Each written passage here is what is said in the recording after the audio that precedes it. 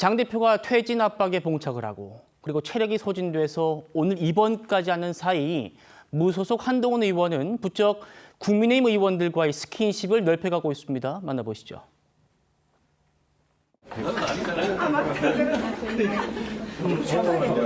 하고 있었어. 나보고 이쪽 가자고 갈 뻔했어. 그렇게 해주세요.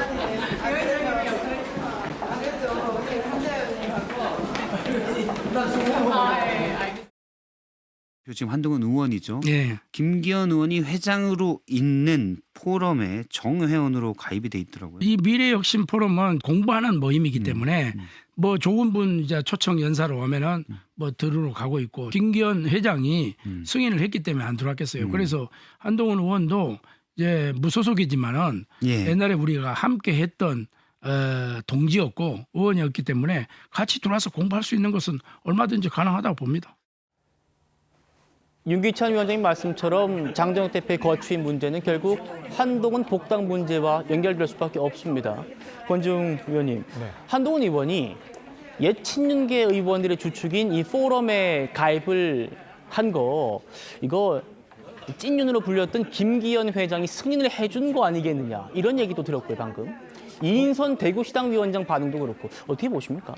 기본적으로 지금 한동훈 의원을 의원과의 접점을 늘려가는 과제가 있는 상태입니다. 그렇기 때문에 그런 걸 하기 위해서 노력하고 있고 그리고 의원이 되면 몇 개의 위원회에 소속될 수 있는 걸로 알고 있습니다. 그래서 예.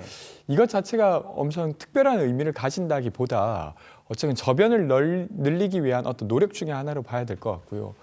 근데 저는 지금 이제 장동혁 대표의 사태와 한동훈 대표의 이 활동이 맞물리면 미묘하게 장동혁 대표가 물러나는 시점이 더 늦어질 수 있다는 생각도 듭니다.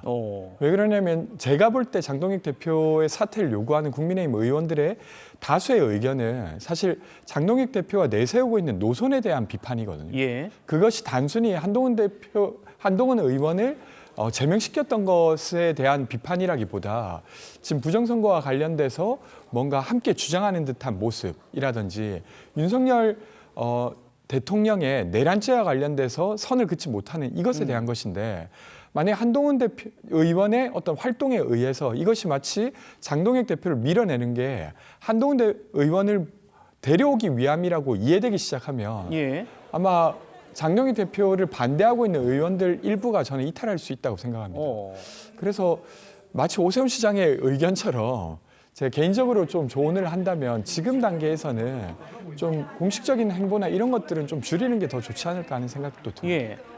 그 권지웅 의원님의 말씀이 오세훈 서울시장의 주장과 거의 똑같습니다. 오늘 나온 얘기가 거의 똑같아요. 친한계 배현진 의원 목소리 듣고 오 시장 얘기를 해보죠.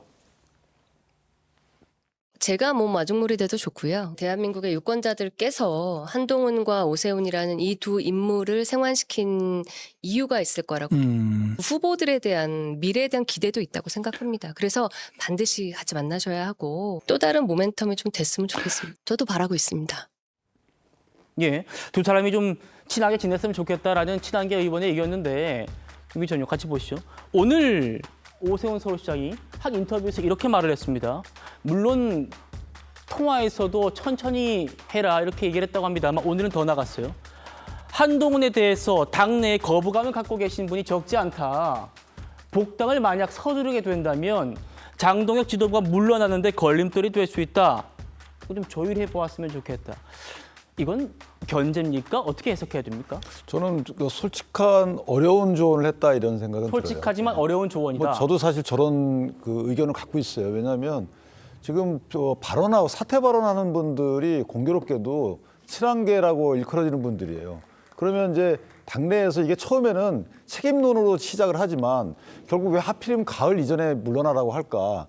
왜냐하면 한동훈 의원의 복당 문제가 가장 원활하게 될 수 있는 거는 비대위 체제거든요. 그러니까 비대위 체제를 끌고 가야 되고 만약에 이게 비대위 체제가 안 가게 되면 장동혁 대표의 남은 임기가 6개월 이상 남게 되면 잔여 임기만 또 하게 돼 있어요. 다음 당대표가. 그러니까 결국 이제 이런 비대위 체제에서 복당하는 게 낫냐 아니면 차기 당대표가 낫냐 이런 식의 정치공학적인 접근을 통해서 한동훈 의원이 복당을 유도하고 당내 헤게모니를 갖도록 하고자 하는 거 아니냐 이런 식의 시각이 있는 건 또 분명해요. 그렇다면 이게 계파 갈등으로 시각이 전환될 여지가 있다는 거죠. 따라서 굳이 복당을 서두를 이유가 뭐 있겠는가. 복당이라는 것은 지도부가 만약에 현 지도부가 물러난다 하더라도 차기 지도부가 나오고 나서 그 지도부가 결정하게끔 하는 것이 낫다. 그 얘기를 하는 것 같고요. 예. 그렇게 한동훈 의원의 복당 문제와 지도부의 진퇴 문제가 같이 거론되게 되면 이 두 가지가 이제 연결되게 되는 거죠.